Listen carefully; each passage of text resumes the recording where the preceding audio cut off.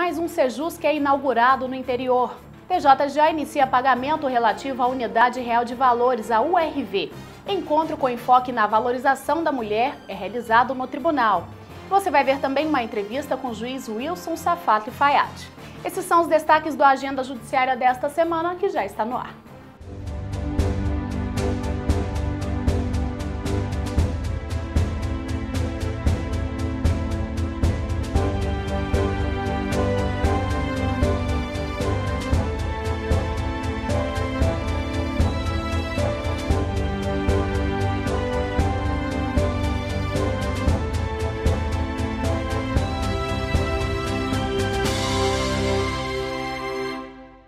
Foi inaugurado o Sejusc de Bela Vista de Goiás. Confira. Quase 4.000 processos estão em tramitação no Fórum de Bela Vista. A sede da comarca fica a 45 quilômetros da capital e agora conta com um dos mais importantes instrumentos conciliatórios da atualidade: o Centro Judiciário de Solução de Conflitos e Cidadania, o Sejusc. Toda demanda, a maioria desses casos, porque envolve patrimônio, né? Patrimônio ou questões mais passionais também, que pode ser dirimida aqui no Centro de Pacificação. Né? A previsão é que sejam realizadas entre 100 e 150 audiências semanais no local. O espaço possui uma sala adaptada para os atendimentos. A chegada do Centro Judiciário, ela traz uma mudança significativa assim, para a comarca, na medida em que agora a gente passa a ter mais um canal de solução dos litígios. E, na verdade, esse canal ele é até mais interessante do que a própria decisão judicial, porque ele visa a conciliação. E, na medida que a conciliação ela é buscada e alcançada pelas próprias partes, não põe fim apenas ao processo, mas, na maioria das vezes, põe fim ao próprio litígio, porque as partes, ao entrarem em acordo, saem satisfeitas com aquele acordo que elas celebraram. Então, a intenção nossa, além de ter mais um veículo, um canal de desafogar a nossa demanda judicial, também é de incentivar na cultura local essa questão da conciliação entre as partes. Este é o 55º Sejusc inaugurado em Goiás. Para a coordenadora do Núcleo Permanente de Métodos Consensuais de Solução de Conflitos, no PEMEC, a juíza Doraci Lamar acredita que o movimento da conciliação tem crescido cada vez mais. A expectativa é alcançar todas as comarcas do estado. Todas as comarcas terão que ter Sejuscs. Então, aos poucos, à medida que cada comarca vai tendo essa condição, esses Sejuscs têm sido instalados. E a população tem recebido isso com grande alegria, com uma satisfação muito grande, porque elas têm consciência de que isso é muito bom. As ações que são encaminhadas para o Sejusc, além de aliviar a sobrecarga de processos que abarrotam o Poder Judiciário, proporciona às partes uma justiça mais rápida e sem custos para a população. É uma medida que vem solucionar os conflitos antes de ser juizado, pode abreviar o número de processos e significa uma justiça mais rápida, menos morosa e mais barata, porque ninguém paga para mediar, ser mediado, conciliar nesses centros. É uma criação somente favorável para o cidadão. O TJGO deu início ao pagamento relativo à Unidade Real de Valores, a URV. Acompanhe. Em solenidade realizada na Corte Especial do TJGO, o vice-governador José Eliton, representando o governador Marconi Perillo, e o presidente do TJGO, desembargador Gilberto Marques Filho, autorizaram o pagamento da Unidade Real de Valores, a URV. O valor é fruto das diferenças salariais relativas à mudança do Cruzeiro Real para o Real, entre os anos de 1993 e 1994. Terão direito à remuneração magistrados e servidores que estavam em atividade na época da conversão da moeda. Por entendimento do STF, nós não teríamos mais direito de 2006 para cá. Então o tribunal reconheceu o nosso direito de 94 a 2005, que é isso que nós estamos recebendo hoje. Tivemos várias tratativas com as administrações passadas e muito infrutíferas. Quando o desembargador Gilberto assumiu a presidência, ele assumiu o compromisso de lutar para que nós recebêssemos essa diferença.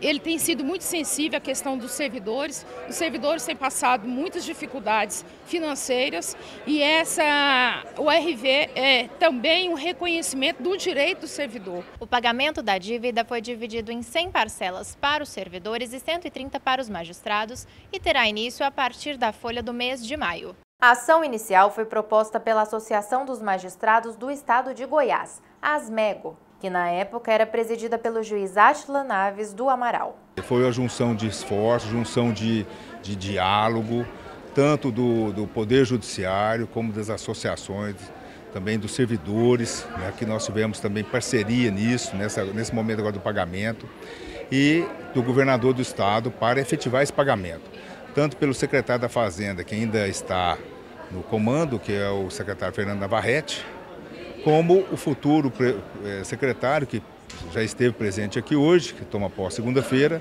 que também abraçou a causa em razão de ser um resgate de um pagamento de uma dívida do Estado para com servidores e magistrados. Estiveram presentes na solenidade autoridades políticas, desembargadores, magistrados e servidores. O plenário estava lotado e houve muitos aplausos na assinatura do decreto. Foram muitas tratativas, muitos momentos de incerteza e outros de muita animação, vibração, enfim, às vezes tudo corria bem, outras vezes não tão bem. Enfim, foi uma angústia tremenda nesse período todo que nós, desde nossa posse, mas graças a Deus teve esse momento tão especial, tão importante, onde a gente pôde observar tantas pessoas felizes e eu mais do que todos por ter sido corresponsável pela alegria de todos que aqui estiveram hoje. Confira agora algumas decisões tomadas pelos magistrados do TJGO nos últimos dias.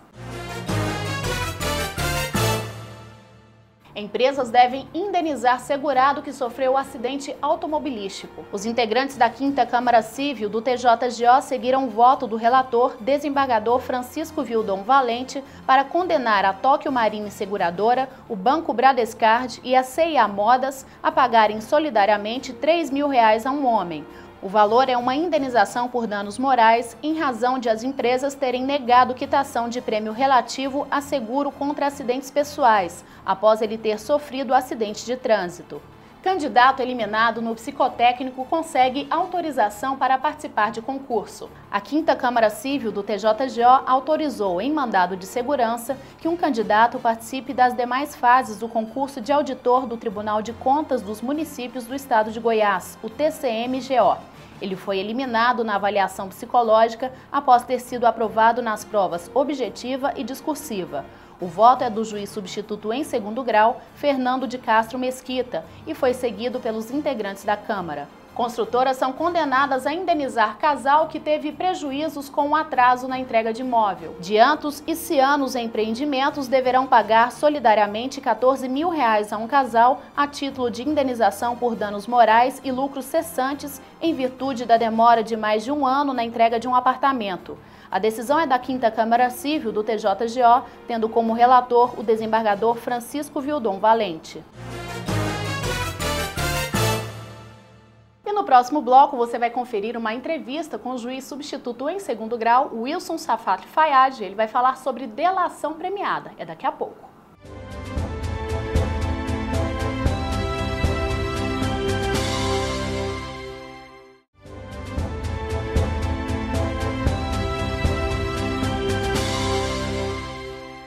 O Agenda Judiciária já está de volta e você acompanha agora o quadro Justiça em Foco.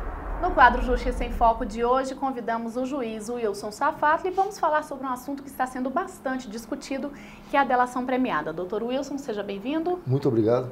Bom, vamos falar sobre a delação e eu gostaria primeiro que o senhor nos explicasse como surgiu a delação premiada, de onde vem esse instituto. O Instituto da Delação Premiada, também chamada Colaboração Premiada, é um instituto que já existe em vários países e no Brasil teve um início com a Lei de Crimes Hediondos, a Lei 8.072 de 1990. Certo.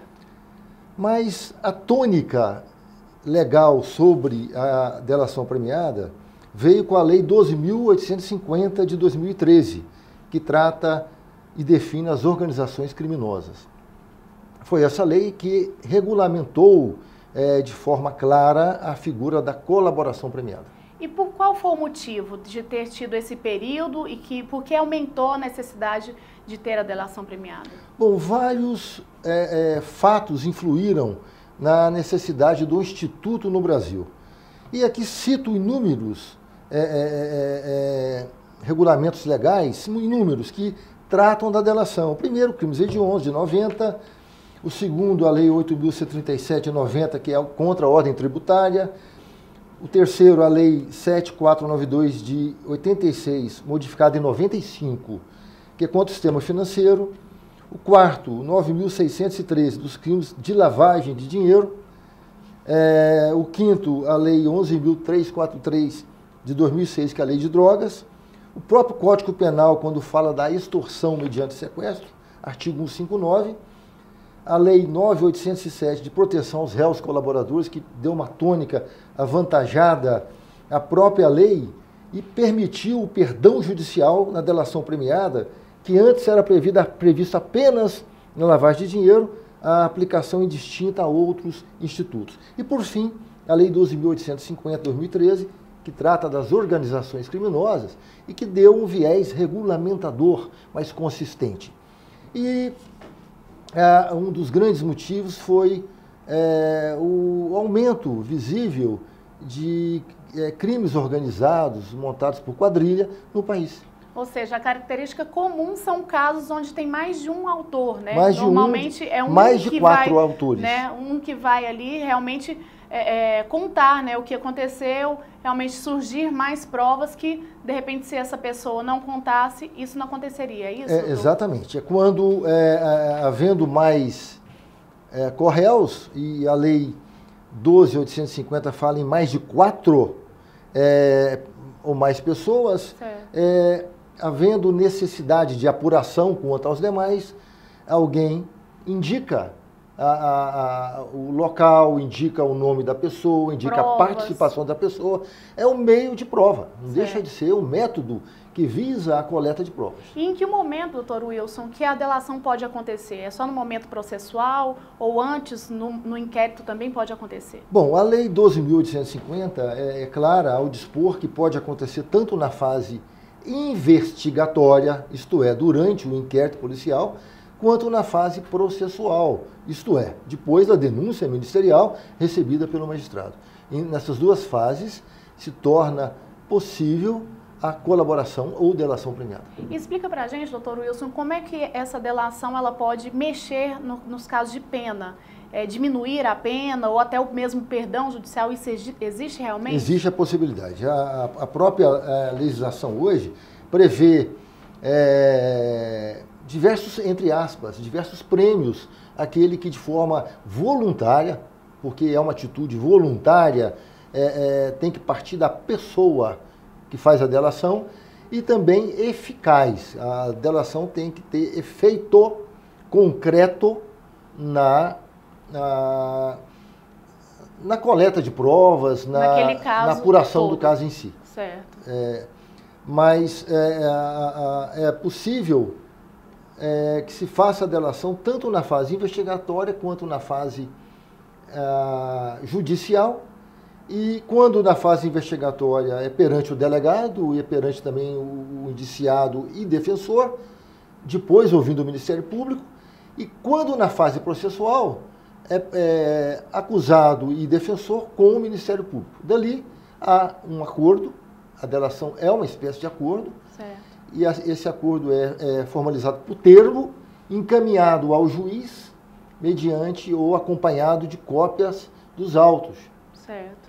E o magistrado, estando presente, obviamente, todos os requisitos, ele há de homologar a delação premiada. A parte do juiz, então, é realmente nessa parte final, ou seja, ele acompanha tudo isso e no final vem a análise de todo o processo e a decisão sobre a redução de pena ou sobre o perdão judicial? Sim, há diversos benefícios. Um deles é a redução de penas, a pena até 2/3.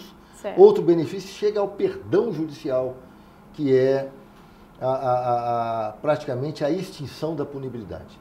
O perdão ele vem previsto como talvez o maior prêmio a depender do caso específico. E depois que isso acontece, há alguma outra forma desse réu, né, desse acusado voltar atrás ou ser acusado novamente nesse mesmo caso? Sim, a delação ela é retratável enquanto o processo caminha. O processo é um caminhar. Certo. começa com a denúncia e termina com a decisão transitada em julgado. E durante esse caminho que o processo toma até chegar à decisão, é possível que o próprio réu que fez a delação retrate, que ele volte atrás. E já aconteceu a hipótese, quando ele depois em polícia, que ele fez a delação em polícia e retratou em justiça. Também processo, é possível. Durante o processo. E dentro da própria justiça ele pode voltar atrás. Só para a gente finalizar, esse caso das delações, né? Realmente eles auxiliam judicialmente? A justiça é feita com mais rapidez nesses casos em que acontecem delações? O Instituto, ele, olhando por todos os ângulos, o ideal que se analise o Instituto sobre todos os ângulos, ele tem um lado positivo e o lado crítico. Muitos criticam o Instituto pela ótica de que é vulnerável, de que quem faz a delação é um corréu, que ele faz no próprio interesse, quer dizer, há críticas. O réu faz a delação premiada no próprio interesse, porque, de regra, terá um benefício. Sim.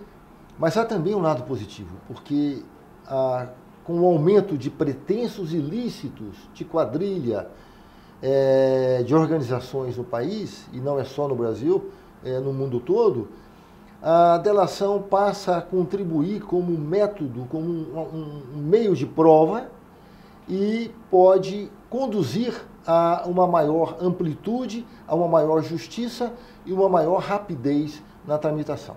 Quer dizer, há pontos positivos, há pontos negativos.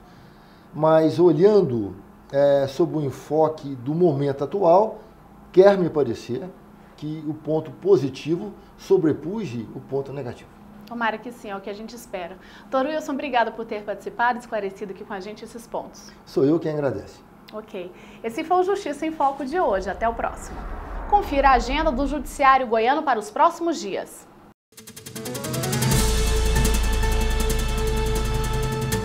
No dia 19, será inaugurado no TJGO o Centro Judicial de Solução de Conflitos, SEJUSC, do 2º grau.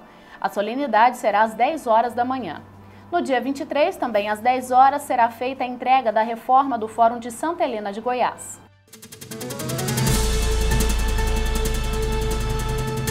O Agenda Judiciária vai para mais um intervalo. Não saia daí, voltamos já.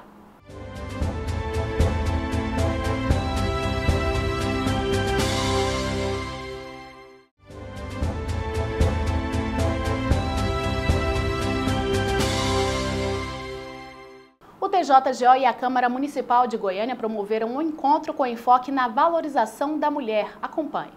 O 4º encontro em defesa e valorização da mulher, tratando também a campanha Semeando a Paz, não vai ter psil, contou com a presença do presidente do Tribunal de Justiça do Estado de Goiás, Gilberto Marques Filho. O evento foi realizado no auditório do TJGO e contou com palestras voltadas para as mulheres. Juízes e servidores participaram do encontro. A desembargadora Sandra Regina ressaltou a importância do evento. Às vezes a gente tem visto na justiça, lá no Juizado das Mulheres, que eles estão tratando também os homens, né? E você vê muitas vezes que eles acham que isso é normal, que isso não é uma coisa que agride. Então eles estão aprendendo que isso agride, que isso faz mal. Então os que são violentos também acham que às vezes eu estou corrigindo, eu aprendi que eu tenho que corrigir. Então todo esse tipo de palestra, essa rede, esse atendimento psicológico que está tendo nos juizados, tudo isso tem sido muito bom, é muito importante essa rede. O Tribunal de Justiça de Goiás cedeu 2 prédios para a Prefeitura de Goiânia. Confira. Durante o encontro entre o presidente do TJGO, desembargador Gilberto Marques Filho, e o prefeito de Goiânia, Iris Rezende, foi assinado o termo de doação ao município de 2 prédios do TJGO, construídos em áreas da Prefeitura. Os imóveis eram ocupados por juizados que foram realocados para o novo prédio do Fórum Cível. Há ainda a possibilidade de cessão de outros 3 imóveis, cujas unidades judiciárias foram transferidas para os novos fóruns da capital. Nós demos essa opção para a Prefeitura escolheu esses 2 imóveis e os demais nós estamos ocupando da forma já anunciada.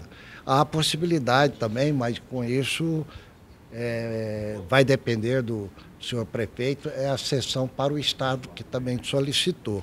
Como os imóveis, o domínio é da prefeitura, e nós recebemos esses imóveis com cláusula restritiva, então naturalmente poderemos atender o Estado desde que haja quiescência do senhor prefeito. Iris Rezende agradeceu o presidente e disse que os prédios serão utilizados da melhor maneira possível. Eu aproveito esta oportunidade, aqui presente a imprensa, para manifestar ao desembargador Gilberto Marques, presidente do Egrégio Tribunal de Justiça, em nome da população de Goiânia, por esse gesto que ele teve, prestigiando a prefeitura e, consequentemente, dando a demonstração do apreço que esse poder e ele pessoalmente, como desembargador, tem por esta cidade. Vamos fazer um bom uso e tirar grandes proveitos desse gesto do tribunal. A Coordenadoria da Mulher definiu ações para evento que combate a violência doméstica. Confira.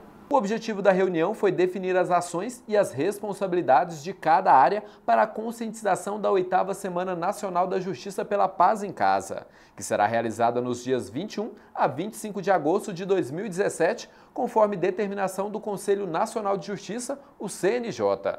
A expectativa é realizar júris voltados para casos de feminicídio. Participaram da reunião a desembargadora Sandra Regina Teodoro Reis, juízas e diretores de área. O Corregedor-Geral da Justiça do Distrito Federal visitou o TJGO. Confira. O desembargador José Cruz Macedo e o assistente da Corregedoria, Caio Brucoli, trataram da atualização do protocolo de cooperação firmado entre o Estado de Goiás e o Distrito Federal em 2006. O termo institui normas acerca da prática de atos processuais em comarcas contíguas, de fácil comunicação, próximas às respectivas divisas. A visita inicialmente foi ao Corregedor-Geral da Justiça de Goiás, desembargador Walter Carlos Lemes. Em seguida, foi a vez do presidente do TJGO, desembargador Gilberto Marques Filho, receber em seu gabinete os visitantes. Vamos ver agora as oportunidades de cursos e concursos disponíveis no Judiciário.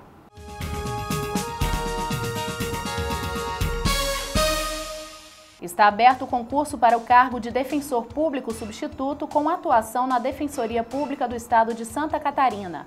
As inscrições podem ser feitas até o dia 21 de junho no site da Fundação Carlos Chagas. Estão abertas até o dia 20 de junho as inscrições para o mestrado profissional em Direito e Políticas Públicas, que é resultado do convênio entre a ASMEGO, ESMEG e a Universidade Federal de Goiás. As inscrições devem ser feitas na Secretaria da Faculdade de Direito da UFG. A Escola Judicial do TJGO realizará no Fórum Civil de Goiânia o workshop no dia 21 de junho sobre mediação e conciliação no novo CPC. As inscrições podem ser feitas até o dia 20 de junho por meio do e-mail da unidade.